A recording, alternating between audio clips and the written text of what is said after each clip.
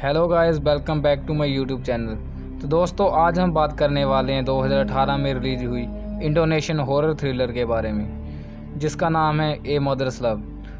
Movie की शुरुआत में हमें दिखाया जाता है मारूनी नाम की एक लेडी, जिसे काम मिला है एक बहुत बड़े अपार्टेड हाउस को क्लीन करने का, और वो भी 3 दिन के अंदर। क्योंकि घर के ओनर काफ़ी सालों बाद घर वापस लौट रहे हैं, तो वो जितनी जल्दी हो सके उतना ही अच्छा है। और इस काम को करने के लिए मारूनी को अच्छे खासे पैसे भी मिल रहे हैं, तो वो उसी दिन से काम पे लग जाती है। और उसके साथ उसका 7 साल का बेटा जोडी भी उसकी हेल्प करता है। एक्चुअली जोडी के अलावा उसका कोई नहीं होता, इसलिए वो जहाँ भी जाती है उसको साथ लेके जाती है। पूरा दिन काम करने के बाद थक हार के जब दोनों माँ बेटा घर पर वापस लौटते हैं, तो एक नई मुसीबत उनका पहले से ही वेट कर रही होती है। घर के ओनर ने दरवाजे पर ताला लगा दिया था, क्योंकि लगातार समझाने और धमकाने के बाद ना तो मारूनी रेंट पे कर पा रही थी और ना ही घर खाली कर रही थी। मारूनी उसे बहुत रिक्वेस्ट करती और समझाती है कि उसके पास पैसे नहीं थे, इसलिए वो दे नहीं पाई। अभी अभी काम मिला है तो वो सारा पैसा 3-4 दिन में पे कर देगी। अगर अभी घर खाली करना पड़ा तो वो इस छोटे से बच्चे को लेकर कहाँ जाएगी। ये सब कुछ सुनने के बाद वो आदमी चाबी तो देता है, लेकिन दूर फेंकता है, जो जाके सीधा गंदे नाले में गिरती है। और उसी गंदी नाली के पानी में हाथ डालकर मारूनी को चाबी बाहर निकालनी पड़ती है। और मारूनी को बहुत गुस्सा भी आ रहा था। अगर वह मजबूर है, गरीब है तो मगर एक इंसान ही ना। शायद ऐसा बर्ताव उसके साथ कभी किसी ने नहीं किया था। तो वो डिसाइड करती है कि वो जहाँ एक पल और भी नहीं रुकेगी, मगर जाने से पहले वो इस चूतिया इंसान को सबक जरूर सिखाएगी। बदला लेने के लिए वो उसी का तरीका अपनाती है और उसी गंदी नाली के पानी को लेकर सारे घर में भर देती है। और फिर अपने बेटे को लेकर उसी घर में चली जाती है जहां उसे 3 दिन का काम मिला है, और अगले 3 दिन वो वहीं रहने वाली है। दोनों को बहुत भूख लगी होती है और मारूनी जाती है किचन में नूडल्स बनाने। तभी उसे ऊपर से कुछ आवाज़ें आती हैं। पहले उसे लगता है जोडी खेल रहा होगा। वो आवाज़ भी लगाती है, मगर तब जाके उसे पता चलता है जोडी तो उसके पास ही खड़ा है, तो ऊपर कौन है। मारूनी ज़्यादा ध्यान नहीं देती। पुराना घर है, चूहे होंगे शायद।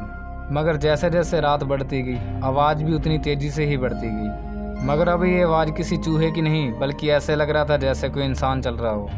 मारूनी को तो नींद ही नहीं आ रही थी उस आवाज़ की वजह से। तो फाइनली वो ऊपर जाके चेक करने का डिसाइड करती है। मगर वहाँ जाने के बाद जो उसे दिखता है वो किसी नाइट मिरर से कम नहीं था। पेंटिंग के आधे अधूरे कॉर्नर में मारूनी को छोटे छोटे बच्चे दिखते हैं, जो बिल्कुल किसी गोश्त की तरह दिख रहे थे। और डर के मारे मारूनी की हालत ख़राब हो जाती है, और वो उसी वक्त अपने बच्चे को लेके वहाँ से निकल जाती है और पुलिस को इन्फॉर्म कर देती है। तब जाके पता चलता है वहाँ 20 से भी ज़्यादा बच्चे थे। सभी के सभी मेंटलिस्ट डिहाइड्रेटेड, उनका दिमाग भी ठीक से काम नहीं कर रहा था। वो लोग अच्छे से बता भी नहीं पाते कि वो कौन है और यहाँ कैसे आए, क्योंकि उनका मेमोरी ही डिलीट हो चुका था। पुलिस को एंटिंग में हर जगह बच्चों की पोटी दिखती है, जो कि उन बच्चों का खाना था। उन्हें भूख लगती थी तो वो लोग अपना ही पोटी खाते थे। ऐसा हादसा ना ही पहले किसी ने देखा था और ना ही देखना चाहते थे। तो एंटी को लेके पूरे शहर में बात होने लग जाती है, क्योंकि सभी को जानना था कि असल में किडनैपर है कौन। मगर हैरानी की बात यह है, पुलिस को वहाँ पता चलता है उन बच्चों में से एक बच्चे के पेरेंट्स उसी घर के मालिक थे, क्योंकि पहले उसी बच्चे के गुम हो जाने के कारण उन्होंने कहीं और शिफ्ट कर लिया था। बट उन्हें क्या पता उनका बेटा उसी घर में है। और आगे हम मारूनी को देखते हैं। उसे जो पैसा मिला था उससे उसने नया घर रेंट पे लिया है, और वहाँ जोडी के साथ सेटल होने की कोशिश कर रही है। और उस केस से उसे कोई लेना देना नहीं है, और वो रखना भी नहीं चाहती। इवन के उसने कल भी कैमरा के सामने अपना चेहरा छुपा लिया था, क्योंकि वो नहीं चाहती उसका पता चले कि वो कहाँ है। उसे डर है उसका हस्बैंड उसे जोडी को छीन लेगा। मगर क्या उसके चाहने ना चाहने से किस्सा ख़त्म हो जाएगा? मगर उसे नहीं पता था वो उस रात किसी और को भी अपने साथ ले आई थी, जो किसी काले साए की तरह उनकी ज़िंदगी से जुड़ चुका था। और उसी रात एक हादसा होता है। मारूनी सो रही थी, अचानक किसी के बुलाने पर उसकी नींद खुल जाती है। उसे लगता है जोडी होगा, मगर उसके कमरे में बहुत सारे छोटे छोटे बच्चों की रूह खड़ी थी, बल्कि उन एटिक वाले बच्चों की तरह जो उसके जागने पर ही कहीं गायब हो जाती है। आखिर वो स्पिरिट्स थे किसके, और वो किस अनहोनी का संकेत दे रहे थे? मारूनी की लाइफ ऑलरेडी बहुत कॉम्प्लिकेटेड थी। वो इतनी कोशिश करने के बाद भी अपने बेटे को खुश नहीं रख पाती। उसे भी बाकी बच्चों के जैसे स्कूल जाना था, मगर उसकी माँ के पास पैसे ही तो नहीं थे। जोडी रोज़ रोज़ की शिफ्टिंग से परेशान हो चुका था। उसे भी नए फ्रेंड्स बनाने थे और उनके साथ खेलना था, मगर उसकी माँ उसे अकेले बाहर जाने ही नहीं देती। गुस्से में जोडी ये तक कह देता है कि मारूनी बहुत ज़्यादा बुरी है। यह सुनकर मारूनी को बहुत गुस्सा आ जाता है और वो अपने बेटे को वॉशरूम में बंद कर देती है।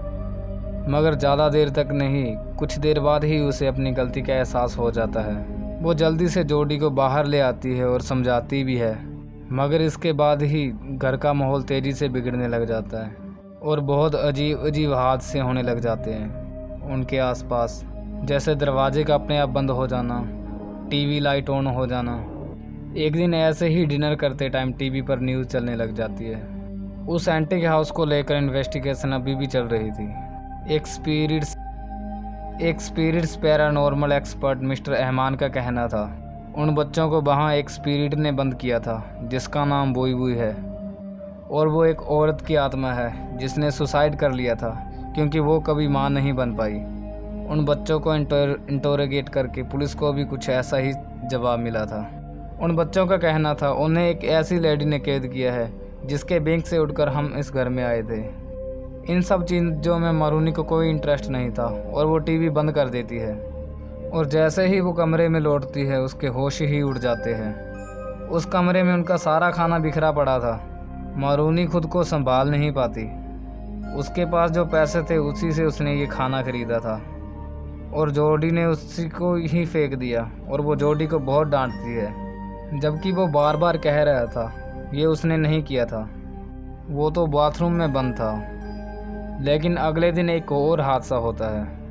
मारूनी ने रिसेंटली एक लॉन्ड्री बिजनेस स्टार्ट किया था।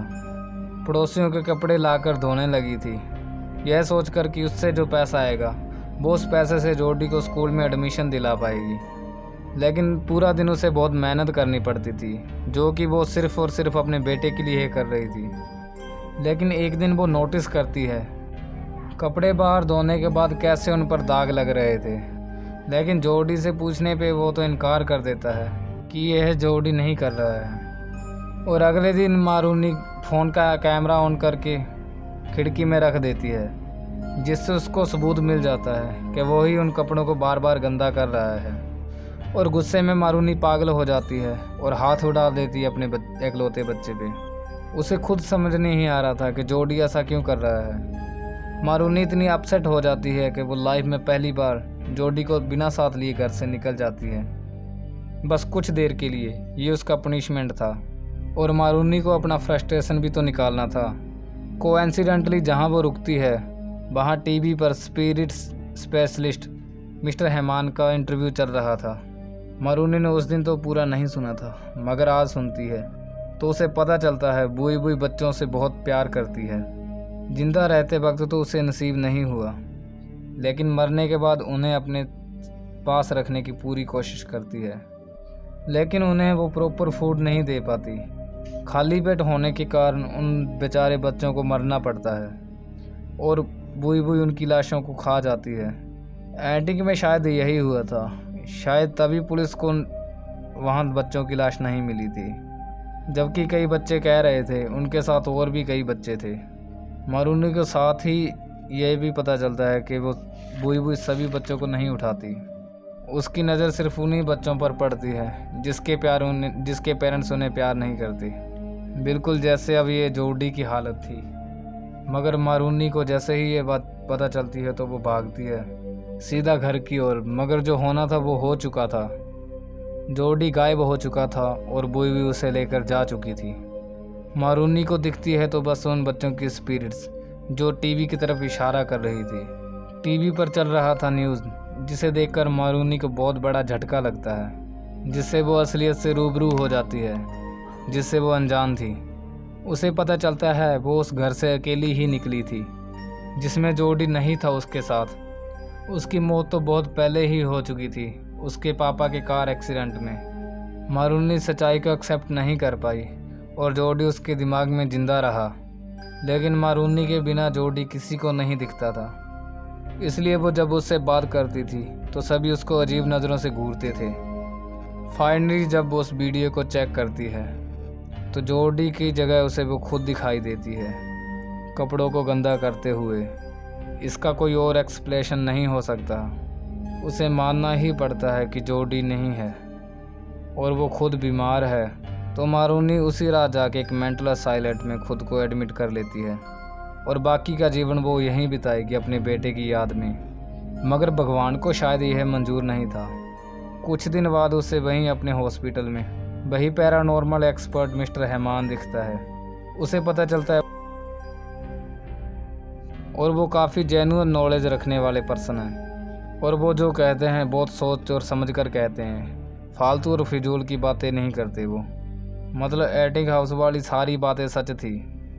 मारूनी सीधा भागती है उससे बात करने और मारूनी जो उससे सुनती है उससे उसको एक और झटका लगता है। उसे पता चलता है वो बिल्कुल भी बीमार नहीं है। उसके दिमाग में जोडी को लेके कोई इल्यूशन नहीं है। जोडी सच में एग्जिस्ट करता है। बुई बुई ने उसे मैनिपुलेट किया है। उसे वो सारी चीज़ें सुनाई और दिखाई जिससे मारूनी अपनी रियलिटी को लेकर कंफ्यूज हो जाए। उसे लगने लगे कि वो पागल है और वो अपने बेटे की एग्जिस्टेंस को ही डिनाई कर दे, क्योंकि वो मारूनी से बदला लेना चाहती है। क्योंकि उसने उसके बच्चों को सीना है तो वो अपने बच्चे के साथ कैसे खुश रह सकती है। यह सारा खेल उसी इवल स्पिरिट का है। उसकी बातें सुनकर मारूनी एक बार फिर अपनी यादों में झांक कर देखती है। एंटिक में जाने के बाद जो कुछ भी हुआ हर एक चीज़ एनालाइज करती है और उसे यकीन हो जाता है क्या सच है और क्या झूठ। जोडी हमेशा से उसके साथ था। उस वीडियो में भी पहले उसने जो देखा वही सही था, जबकि उसके बाद वो बुई बुई के कब्जे में थी और वही दिखाई दे रहा था जो वो दिखा रही थी।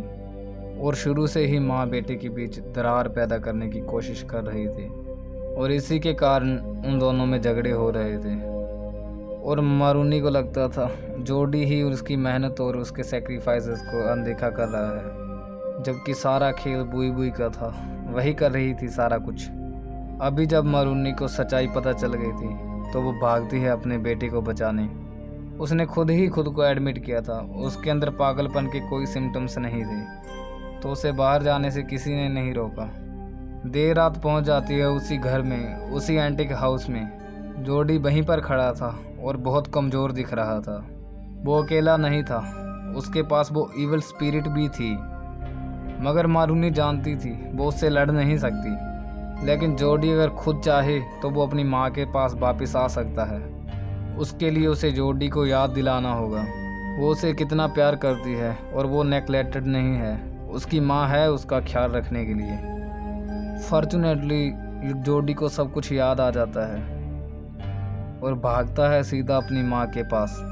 अभी उनको कोई अलग नहीं कर सकता, ना कि भगवान और ना ही कोई शैतान। उधर बुई बुई उनकी तरफ आगे बढ़ रही थी, लेकिन मारूनी हार नहीं मानती। वो भागती नहीं है, अपने बेटे को पकड़कर वहीं। उनका बाउंडिंग इतना प्योर और इतना स्ट्रॉन्ग था, शायद शैतान भी उनको फील कर पा रही थी। और फिर वो हमला नहीं करती, हर्ट नहीं करती उनको, और फिर उनको हक करके कहीं गायब हो जाती है। और मारूनी और जोडी उसके साय से निकल चुके थे और अब उन्हें कोई ख़तरा नहीं था, तो वो घर वापस चले जाते हैं और मूवी यहीं पे ख़त्म हो जाती है। तो गाइज़, आज का एक्सप्लेन अच्छा लगा हो तो चैनल को सब्सक्राइब और वीडियो को शेयर ज़रूर कर देना। चलते हैं गाइज़, मिलते हैं नेक्स्ट एपिसोड में किसी और नई कहानी के साथ।